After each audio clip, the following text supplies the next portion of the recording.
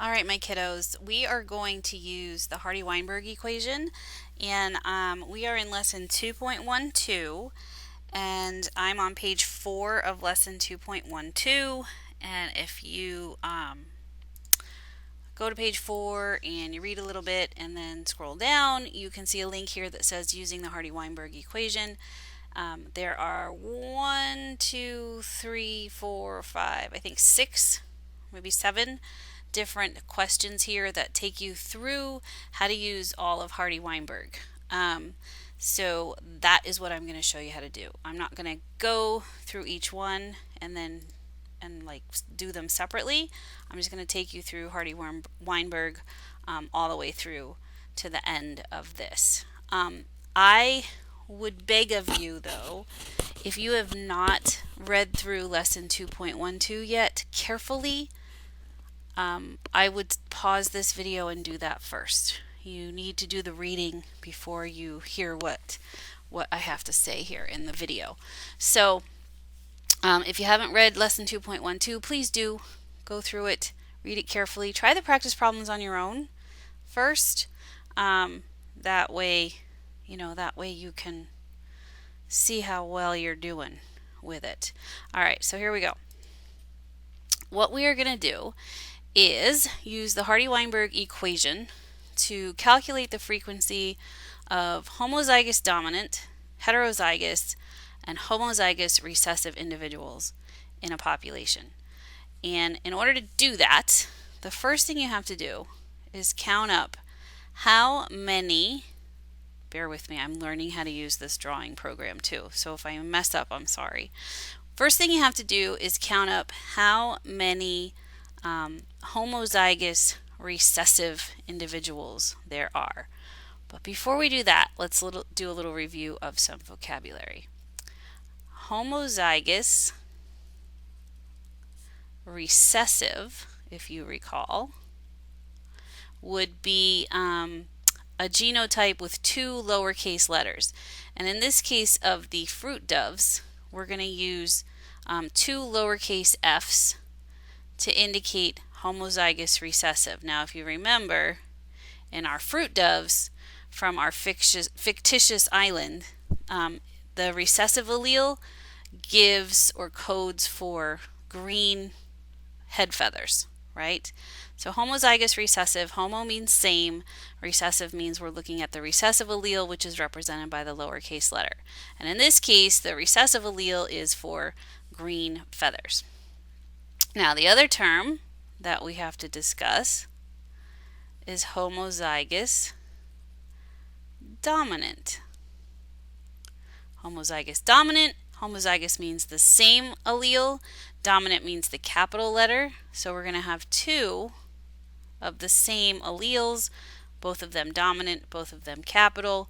And if you remember, our homozygous dominant, or the dominant allele codes for purple feathers. Okay, and then there's one more vocabulary term, heterozygous. Make sure I'm spelling that right. Heterozygous, and that just means different. So you're going to have 2 different alleles, meaning for us, 1 capital and 1 lowercase. Now these birdies, this individual birdie, pretend you're a bird, you would have purple feathers, right? Because that dominant allele right there always wins. All right, it's going to trump the lowercase recessive allele. So this bird, although it carries the gene for green feathers, it doesn't actually have green feathers on its head because it also has the gene, the dominant gene for purple feathers. Okay, with that said, let's first count up how many homozygous recessive individuals are in this bird population. And there are 20 birds in this bird population, I promise you. But we're just going to count the green feathered ones. So here's 1, 2, 3, 4, 5. So 5 out of 20 birds have green feathers, which means 5 out of 20 birds are homozygous recessive for green feathers. They have this lowercase f genotype. Their phenotype is that they have green feathers. So if we do this math, 5 divided by 20, I promise you, if you grab your calculator, and I'll grab mine just to show you that I use my calculator too, 5 divided by 20 is 0.25. Now I know that some of you can do math like this in your head. It's not always going to be this easy of a calculation. I don't mind if you use a calculator. You should be using a calculator at this point in biology, and eventually when you take chemistry. You don't have to do this math in your head. So 5 divided by 20 is equal to 0.25. What's interesting is that is also equal to q squared. And if you recall, our Hardy-Weinberg equation looks like this. P squared plus 2pq plus q squared equals 1. That's the Hardy-Weinberg equation. So what we have essentially done here in these first few moments is calculated q squared. So here's q squared, and it is equal to 0.25.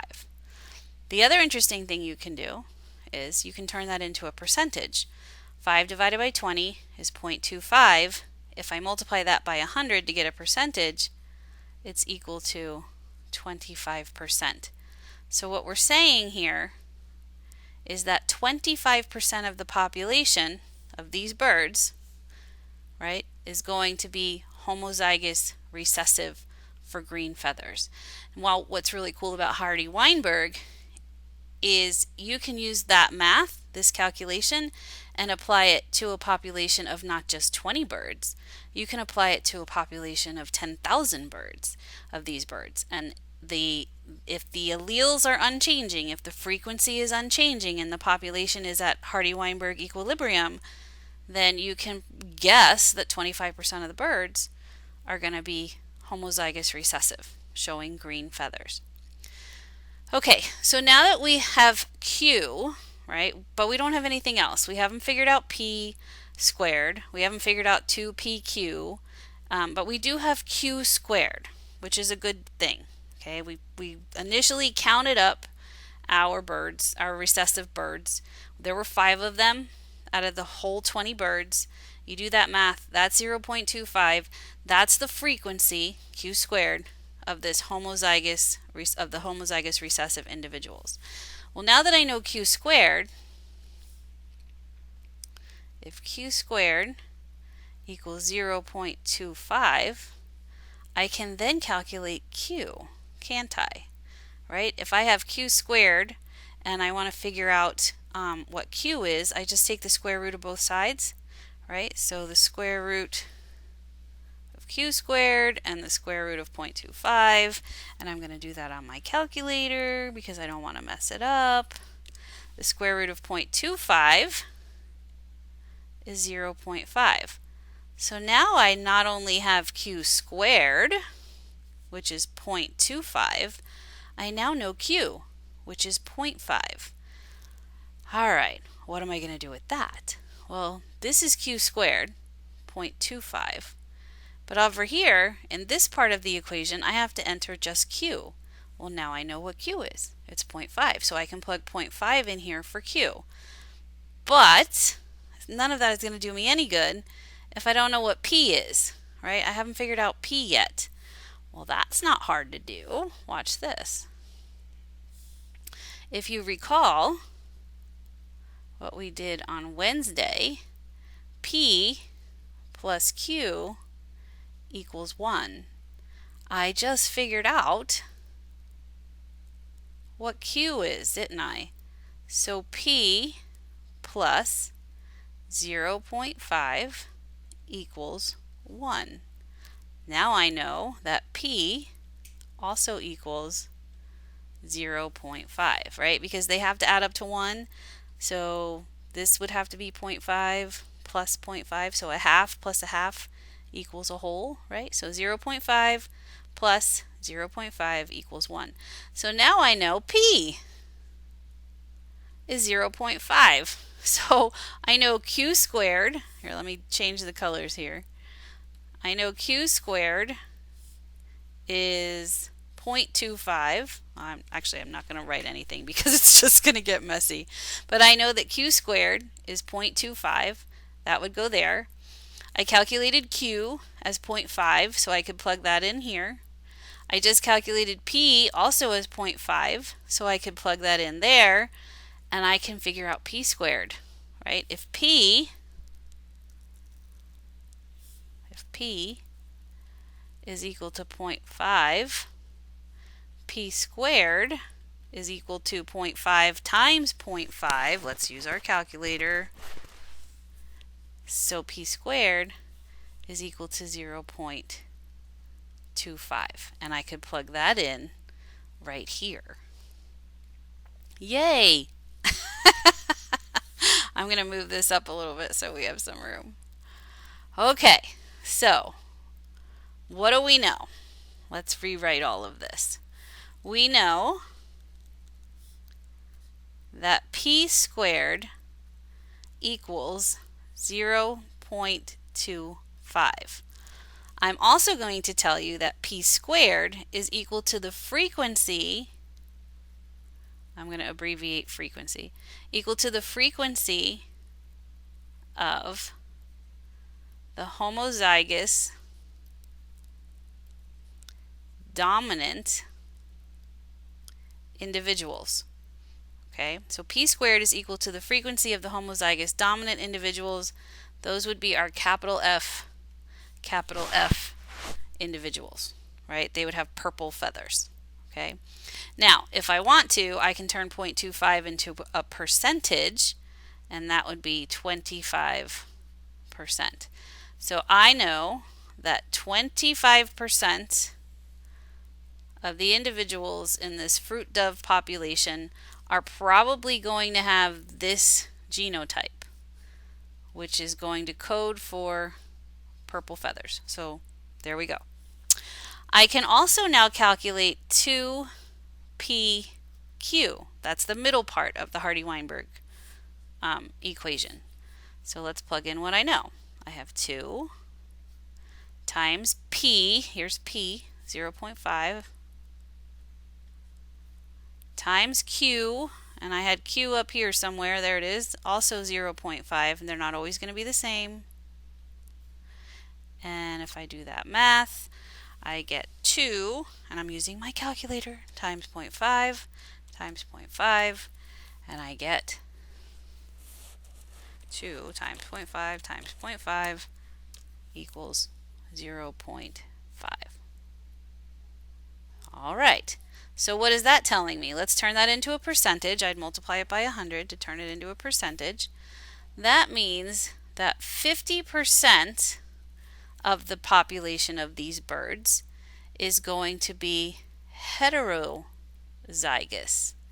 That middle variable, this middle part of the equation, the 2pq, calculates the frequency of heterozygous individuals. And remember, heterozygous individuals have one dominant allele and one recessive allele. But also, they're going to be what color? Purple. So here's my second bit of information from Hardy-Weinberg. And then the third part we already talked about at the beginning, but we're going to put it down here again just to keep everything in one place. Remember, q squared was 0.25. Right here, we had q squared up here. Q squared is 0.25, which equals 25%. And remember, q squared gives you the frequency of the homozygous recessive individuals. And so they're going to have the lowercase f genotype, which means that they're going to have green feathers. So what did we just calculate? We figured out if you have a population of these birds, 25% of them are probably going to have green feathers, and 75% of them are going to have purple feathers, right? Because 50% plus 25% is 75. But not only did you figure out the percentage of like the frequency of the color, you also figured out the frequency of the genotypes. 25% of the birds are probably going to be homozygous dominant. 50% of the birds are probably going to be heterozygous. And then 25% of the birds are probably going to be homozygous recessive.